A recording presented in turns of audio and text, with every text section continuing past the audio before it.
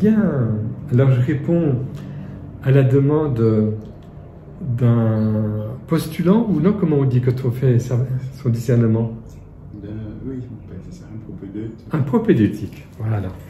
D'ailleurs, j'étais aussi responsable pour une année de propédeutique il y a quelques années, dont un est devenu même 2 sur 4 sont prêtres aujourd'hui.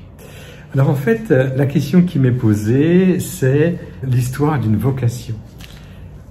Comme je m'adresse à quelqu'un qui vit un cheminement spirituel déjà bien avancé dans une communauté d'accompagnement, une communauté nouvelle, je vais répondre à un niveau, on va dire, un peu moins journalistique, un peu plus profond.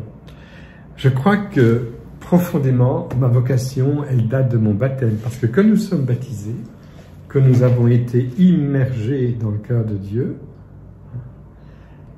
il s'est passé un événement extraordinaire, c'est que je rentre vraiment dans une vie nouvelle. Je suis ressuscité avec le Christ et mon organisme, on va dire, surnaturel, mon organisme baptismal fait que il y a un nouveau départ dans ma vie, c'est une nouvelle naissance, et cette nouvelle naissance, c'est une naissance qui est liée à la décision de papa et maman, de mon parrain, de ma marraine, mais qui est, on va dire, liée également à l'Église qui m'accueille, qui me fait vivre la grâce du baptême, et finalement, cet engagement qui m'entoure, qui me précède, annonce un autre engagement que je vais vivre progressivement dans les années qui viennent, et très tôt, pour pouvoir suivre ma conscience, ce sanctuaire de ma conscience, je vais dire, livré à la lumière de l'esprit de mon baptême. Donc, vivre des choix qui sont d'une certaine manière imprégnés par le cadeau de l'Esprit Saint qui m'a été donné dans la grâce de ce sacrement du baptême. Ce qui veut dire que très tôt, je vais pouvoir apprendre ce qui est de l'ordre de la volonté de Dieu ou au contraire, qui n'est pas dans la volonté de Dieu. Et je serai invité à m'ajuster à Jésus qui est en moi et à la volonté du Père et puis surtout à l'Esprit Saint qui veut guider ma vie. Et c'est quelque chose de merveilleux. Donc ma vocation, elle est liée fondamentalement à la grâce du baptême. On est appelé par le Christ à marcher à sa suite parce qu'on est baptisé, parce qu'il est l'apôtre du Père et que nous avons tous une vocation d'apôtre en lien avec Jésus, l'unique apôtre du Père. Ça, c'est essentiel. Et le baptême fait de moi un prêtre, un prophète, un roi. Alors quand je suis tout petit, j'imagine pas que quand je vais commencer mes toutes premières prières, il y a quelque chose de l'ordre de ma vocation sacerdotale qui va s'exprimer lié au baptême.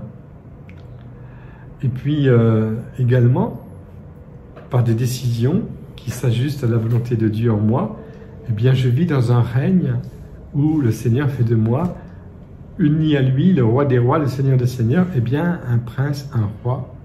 Et puis, en décidant d'aimer Jésus, et par Jésus, vivre la volonté du Père et mourir au don de l'Esprit Saint, il y a dans ma vie de tout petit quelque chose de prophétique qui doit annoncer que Jésus est là, il est au cœur, il est vivant.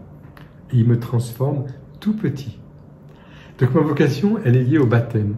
Et j'aime bien cette expression, à savoir que vous tous qui avez été baptisés en Christ, vous avez revêtu le Christ. C'est un très bel hymne de tradition orientale. Avoir revêtu le Christ, eh bien, c'est être quelqu'un de nouveau, une personne nouvelle, avec un avenir extraordinaire, qui est lié à ce qu'on appelle la grâce du baptême, cet amour de Dieu qui était répandu dans mon cœur de tout petit enfant et qui va se développer. Donc, ma vocation est liée à mon baptême. Puis, heureusement, mes parents, surtout maman, puisque j'ai perdu mon père très tôt, s'est occupé de moi et tous les jours, le soir avant de se coucher, on faisait la prière, avec une prière toute simple. Petit Jésus, je t'aime, viens bénir.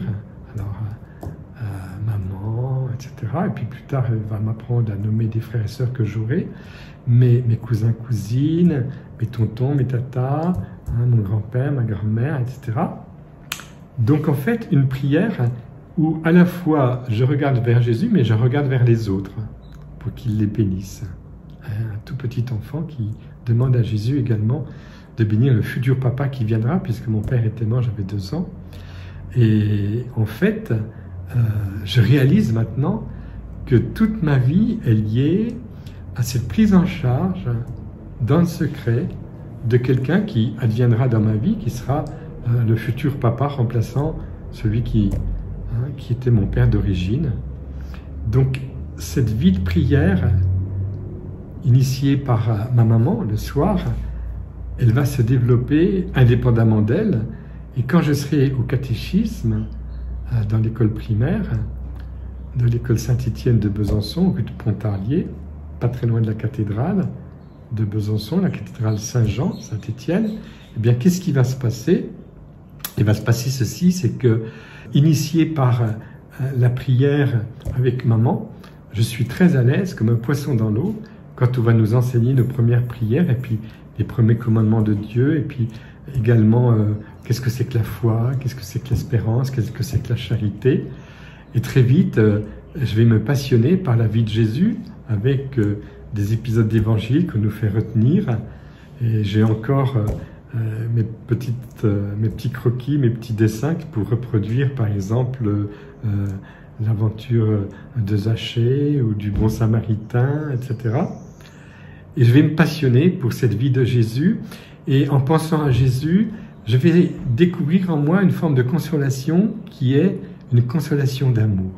Jésus vient pour consoler chacune d'entre nous, dans un monde qui est marqué par beaucoup d'épreuves. Et Jésus est là, avec son Esprit Saint, le défenseur, il nous console. Et très vite, eh bien, je me prépare à ma première communion, et déjà, je sens l'appel à vivre et à aimer comme Jésus vit et comme Jésus aime. J'ai 6 ans, 7 ans, et le jour de ma première communion, quand je reçois le corps du Christ pour la première fois, il y a en moi cette prière qui jaillit. Seigneur, tu te donnes à moi totalement, eh bien moi, je me donne à toi totalement. Plus tard, je serai ton prêtre et ton missionnaire.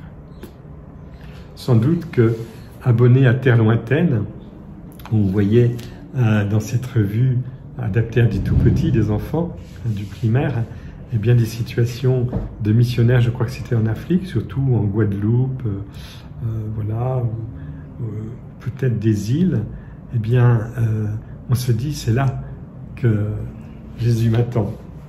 Évidemment, c'est une première expérience, hein, mais cette volonté de donner celui qui me donne de la joie, de le faire connaître, Jésus. Donc cette vocation, elle est née dans une expérience avec Jésus, c'est évident.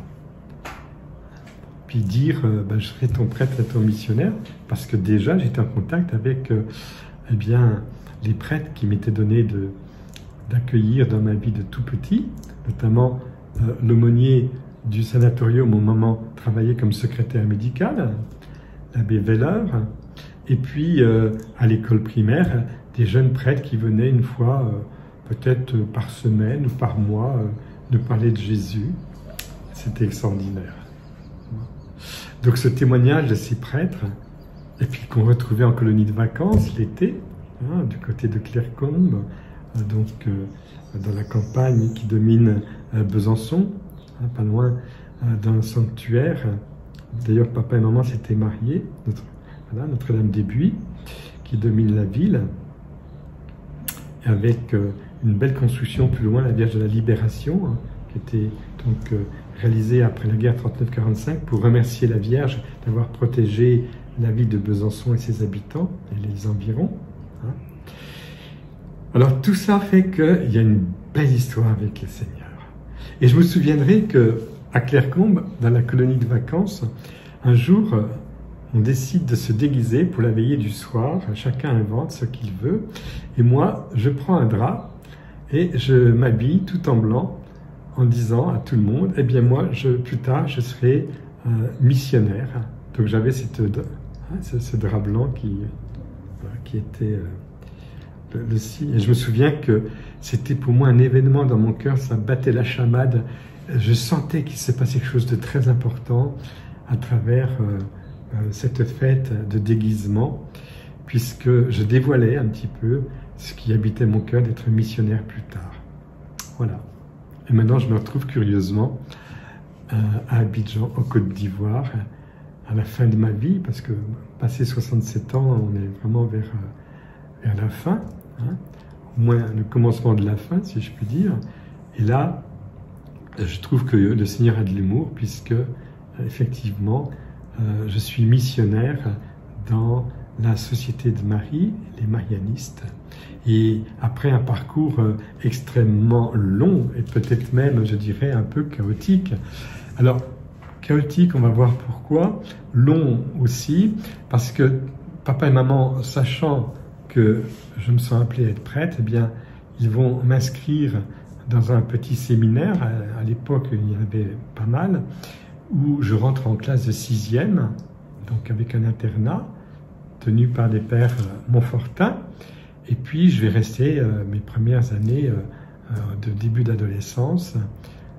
Et ensuite, en classe de seconde, donc les 4 premières années dans un petit séminaire, en classe de seconde, je suis à Besançon dans un foyer séminaire, cette fois-ci, où les jeunes se répartissent dans les différents collèges, ou plutôt lycées, hein, puisque en seconde on est en lycée, et se retrouvent le soir et le week-end entre eux pour pouvoir approfondir leur vocation. Donc un foyer séminaire qu'on appelle le foyer de la maîtrise, tenu par un nouveau directeur, le père Gérard Daucourt, qui curieusement sera l'évêque qui m'ordonnera prêtre le jour où Jésus le décidera. J'aurai 40 ans ce jour-là. Donc, quel parcours, on peut se dire, mais comment ça se fait? Parce que Dieu, quand il appelle des gens qu'il veut transformer avec une matière qui est plus ou moins en place. Et je pense que pour moi, le bon Dieu, il a pris son temps, parce que j'ai vécu des situations dans mon enfance, dans mon adolescence et dans ma famille qui nécessitaient sans doute des réajustements sur le plan humain. Et c'est vrai que avant d'entrer en formation de théologie, j'ai désiré faire une formation d'infirmier qui a été pour moi l'occasion de plonger dans ce monde, on va dire, de la souffrance et de la prise en charge de la souffrance à l'hôpital et dans les cliniques, puisque je travaillais le week-end pour gagner ma vie et payer mes études d'infirmier. Et ça a été pour moi une étape importante. Alors je suis rentré en formation théologique chez les Jésuites à Paris, hein, patronné par les Montfortins. Et puis en fait, ça ne s'est pas confirmé chez eux. Et j'ai eu une période où j'ai refait les exercices spirituels de Saint Ignace, que j'avais déjà fait une première fois en sortant du service militaire, les 30 jours. Mais cette fois-ci, c'était dans la vie quotidienne. Et puis, ça a précédé, en fait, ces exercices spirituels, l'événement de la découverte des marianistes, grâce à un prêtre qui s'appelle le père Raymond Alter, qui est donc décédé en 1998. Sa tombe est à 300 mètres d'ici. Et le père Alter, marianiste, on va introduire sa cause de béatification certainement au niveau diocésain prochainement. Et je suis là aussi pour cela, comme religieux marianiste, en même temps que je suis responsable de ce centre spirituel où je t'accueille pour répondre à ta question. Alors évidemment, l'itinéraire que j'ai connu, c'était un itinéraire, parcours du combattant, si je puis dire, parce que, eh bien, le Seigneur voulait me donner un héritage, on va dire, d'ordre spirituel, à travers des réalités, on va dire, d'ordre charismatique, mais dans le sens profond du terme, dans l'Église. C'est vrai qu'aujourd'hui, en étant religieux marianiste, je vis avec l'héritage du Carmel, puisque c'était très important pour moi, notamment Notre-Dame de Vie et la découverte du message du bienheureux Père Marie-Eugène de l'Enfant Jésus, qui a été donc béatifié il y a quelques années. Et c'était même fondamental parce que ça m'a structuré. Dès l'âge de 20 ans, après la retraite que j'ai fait, le pèlerinage retraite en Terre Sainte, eh bien, je recevais l'appel à vivre 2 heures d'oraison par jour avec les laudes, les vêpres, la messe quotidienne. C'est un rythme que toute ma vie j'aurai, tout en étant laïque. Hein. Et puis, même après, comme étudiant en théologie, et puis maintenant comme religieux. Et puis, l'orientation dans une première communauté ne s'est pas faite, ne s'est pas confirmée. Et c'est avec le Père Alter que j'ai rencontré que tout s'est confirmé comme religieux marianiste. Et là, je suis rentré en formation de noviciat. Et c'est vrai qu'aujourd'hui, avec du recul, je me dis, étant théologien par mon diplôme, hein, je suis docteur en théologie spécialisé en mariologie à Rome, j'ai fait cette thèse à Rome, eh bien, j'ai l'apport à la fois de l'école française de spiritualité, qui m'a vraiment fait apprécier et goûter Saint Louis-Marie Grignon de Montfort, qui est le saint le plus important pour moi, avec Sainte Thérèse l'Enfant Jésus, évidemment. Et puis, donc, les saints du Carmel, et puis le bienheureux Père Chaminade. Et du côté marianiste, alors non seulement le fondateur, hein, le bienheureux Père Guillaume-Joseph Chaminade, mais aussi ceux qui ont relayé sa pensée. Et parmi ceux-ci, il y en a un qui a été très important pour moi, c'est le Père Émile Neubert, puisque je fais ma thèse sur ses écrits mariaux avant le Concile Vatican II, on va dire, dans la première moitié du XXe siècle. C'est de grande qualité. Et donc, il disait des choses qu'on a retrouvées au chapitre 8 de Lumen Gentium, de la Constitution sur l'Église, et le dernier chapitre réservé à la Vierge Marie, à la bienheureuse Vierge Marie, Mère de Dieu et Mère du Christ. Et c'est pour ça que ma théologie et ma spiritualité, si je puis dire, est imprégnée de courants qui ne se confondent pas, mais qui se complètent profondément, et qui me rend apte, si je puis dire, à accueillir les charismes dans l'Église de manière particulière, quelle que soit la sensibilité de ceux que j'ai en face de moi. C'est très important, faire dialoguer les saints entre eux. Donc mon message est vraiment marqué par ce que j'appelle d'une manière un petit peu technique la théologie des saints, c'est-à-dire que j'ai l'image de Fra Angelico, hein, qui a peint une ronde des saints, ils se tiennent par la main, habillés de toutes les couleurs, c'est magnifique, il y a les anges, et puis ils arrivent au paradis en se tenant par la main. C'est la ronde des saints de Fra Angelico me plaît beaucoup, hein, comme image pour représenter cette théologie des saints. Alors évidemment, si je devais résumer très rapidement tout ce cheminement, je dirais que Dieu purifie merveilleusement ses futurs apôtres. Parce que là, vraiment, on en voit de toutes les couleurs. Il faut quand même être honnête. Hein. Je connaissais la chanson « Pour faire un homme, mon Dieu ». Voilà, mais là, c'est « Pour faire un apôtre hein. ». Il faut du temps. Il faut beaucoup de temps, beaucoup de patience avec soi-même. Et puis, s'accueillir pour vivre le don de Dieu comme un don qui est toujours à renouveler dans son accueil, aussi dans sa réponse, parce que Dieu collabore en permanence. Il n'y a pas ma vocation que je recevrai d'en haut et puis je claque des doigts. Non, je pense que tous les jours nous sommes appelés, et si le Seigneur confirme, donc là il a confirmé non seulement la grâce de la vie religieuse, qui est un prolongement du baptême, mais aussi la grâce du ministère sacerdotal, qui est un service d'église, pour construire la communauté en lien avec l'évêque, hein, qui nous fait partager un peu sa mission hein, de pasteur, et bien, et puis d'enseignant. Eh bien, effectivement, ma vocation, c'est vraiment l'œuvre de Dieu en collaboration avec ma réponse, ma liberté, et cette liberté qui est en jeu chaque jour, hein, chaque jour.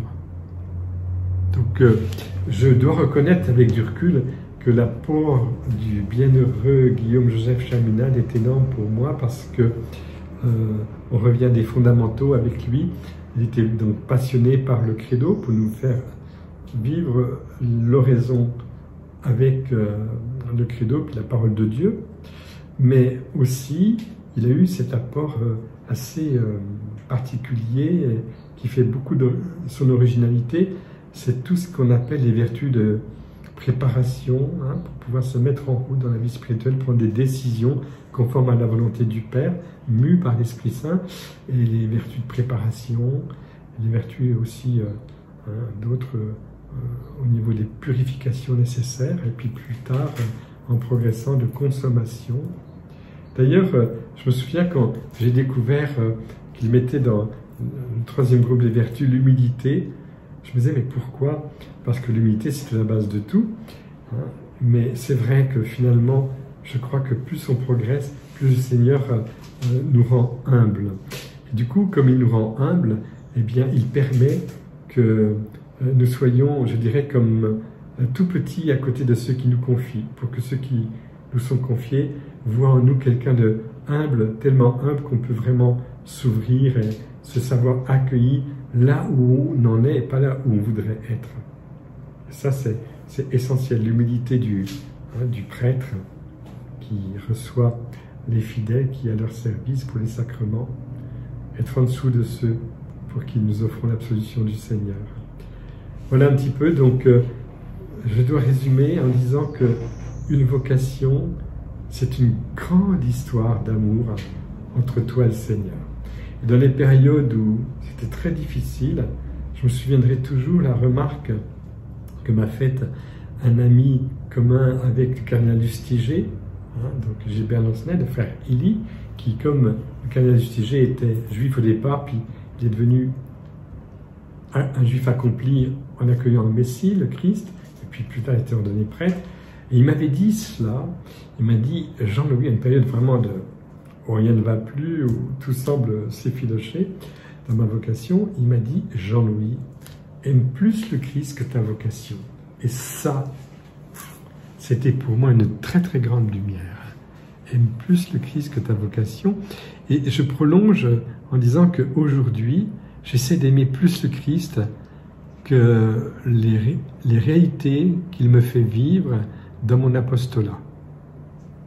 C'est-à-dire qu'en fin de journée, j'ai vécu des choses très belles, d'accompagnement, d'écoute, de conférences, de rencontres, et que je n'ai pas vécu suffisamment dans cette intimité avec le Christ et dans cet amour partagé concrètement, ma journée n'est pas bien remplie. Ça, je dois le dire.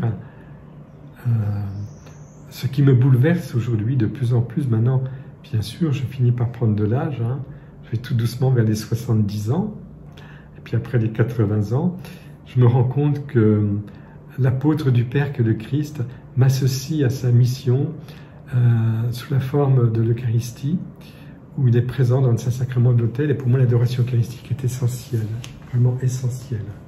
Je peux même dire que si je vis fidèlement cette étape quotidienne de l'adoration eucharistique, je suis sûr qu'il y a une fécondité qui est associée à ces temps d'adoration avec Jésus. Je vais, entre guillemets, accompagner Jésus dans sa mission d'apôtre du Père sous une forme eucharistique, hein, puisqu'il intercède pour nous auprès du Père. Il est assis à la droite du Père et mystérieusement il est à la fois, c'est grand écart, présent dans le Saint-Sacrement de l'autel.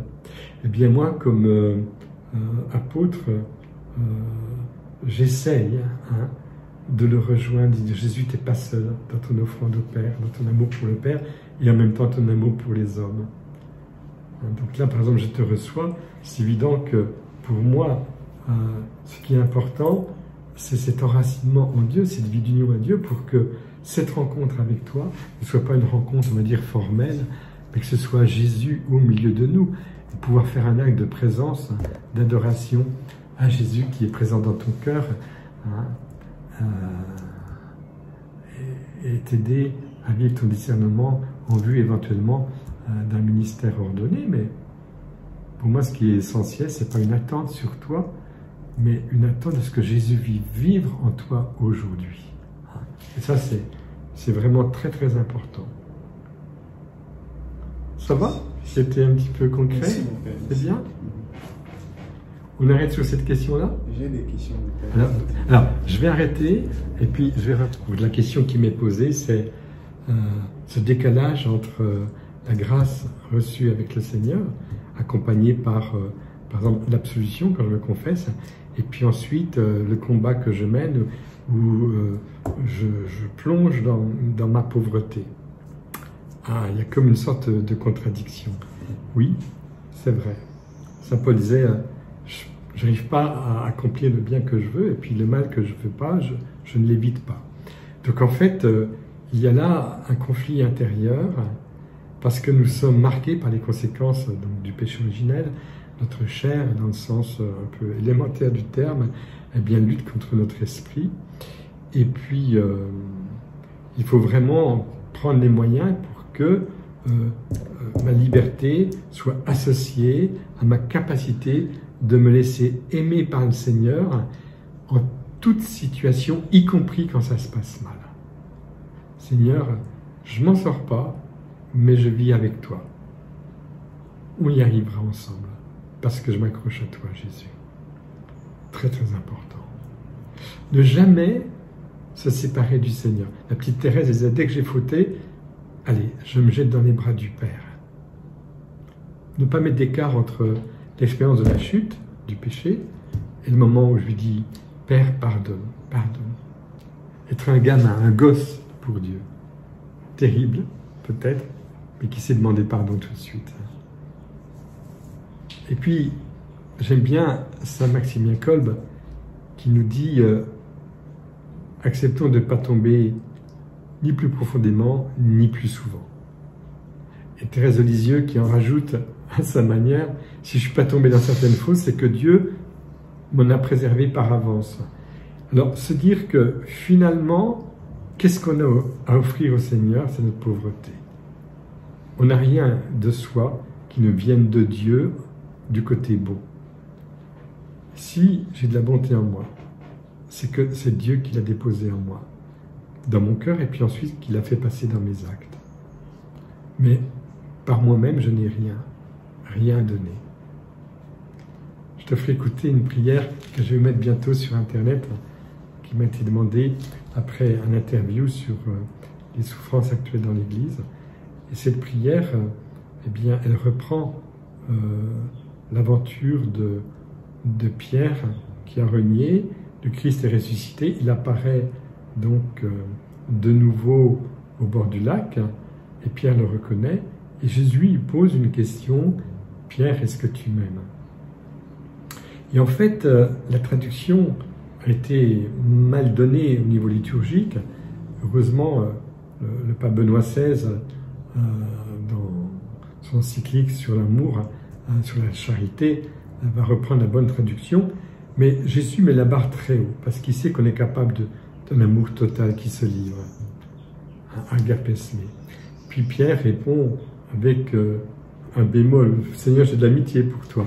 Et Jésus il repose la même question, et comme Pierre répond de la même manière, Jésus veut lui faire entrevoir quelque chose de merveilleux, c'est qu'il lui repose une question à partir de sa réponse où on est en dessous de l'exigence. Est-ce que tu as de l'amitié pour moi? Commence par un petit peu d'amitié, puis après tu vas vivre un grand amour pour moi, et plus tard, ce grand amour va te permettre de témoigner, d'aller là où tu ne voudrais pas aller, on te mettra la ceinture. C'est l'annonce du martyre de Pierre. Eh bien, dans nos vies, Dieu te dit toujours, passe à partir de ce qui est élémentaire, simple, un petit oui, un petit pas d'amour. De consentement à te laisser aimer et à laisser passer cet amour que tu reçois de moi. Et plus tard, ça va grandir.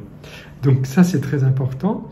Et surtout, accepter d'être vu par le Seigneur dans cette pauvreté dont tu parles. Bien sûr que le Seigneur, il rend riche ceux qui s'offrent à lui dans leur pauvreté.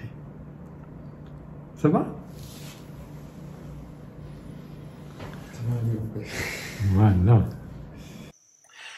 Pour ceux qui le désirent, comme en bonus, voici quelques prières que j'ai composées au fil de ma vie sacerdotale et que je vous livre bien simplement.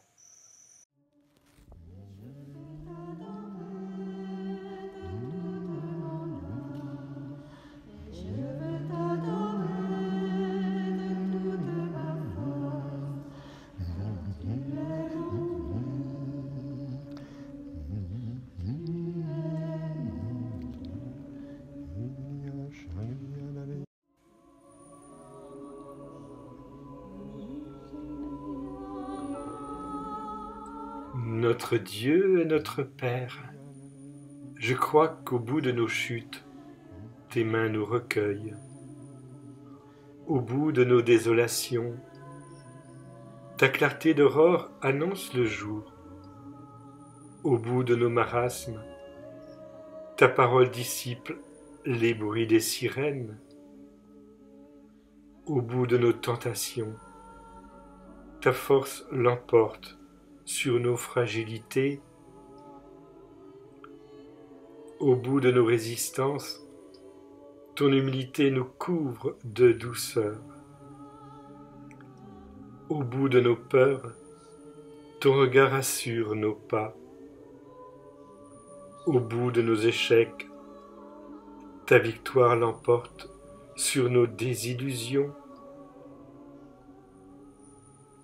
Pourvu que tes deux mains, ô notre Père, Jésus et l'Esprit Saint, nous façonnent et nous recréent dans une tendresse et une caresse dont la miséricorde est le secret d'éternité.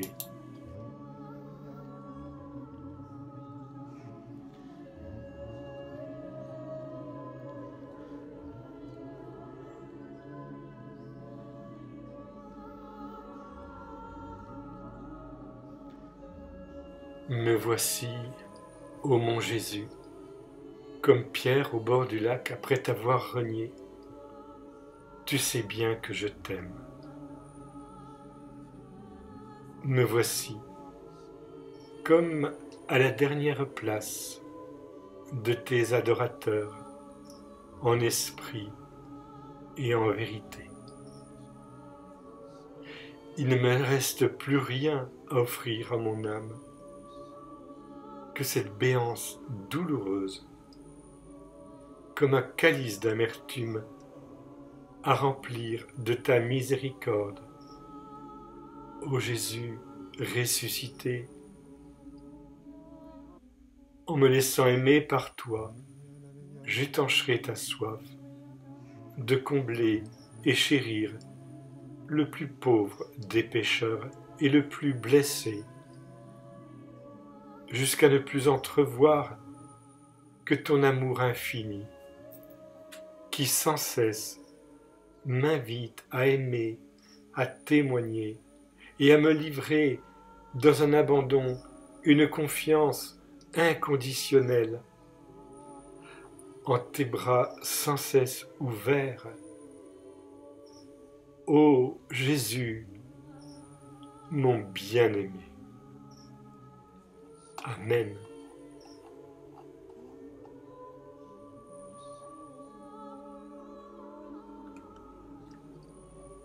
Jésus, toi le bon berger, par ton Esprit Saint, entraîne-moi dans la sainteté de mon ministère sacerdotal, jusqu'à aimer profondément mon sacrifice et le vivre avec amour. Je te demande l'obéissance, l'esprit de détachement, une inaltérable et limpide chasteté, et aussi l'abnégation, l'humilité, la douceur, le zèle, le dévouement. Je te demande qu'aucune âme ne m'approche sans t'aimer davantage. Je te demande, mon Dieu, de semer par moi dans le monde des grâces mariales qui révèlent à quel point Marie est notre mère. Et pour qu'il en soit ainsi, pour que ton règne s'étende et s'affermisse par moi sur la terre, je te promets, ô Jésus, de m'immoler avec toi, de tout mon cœur, avec ton aide, Seigneur. Amen.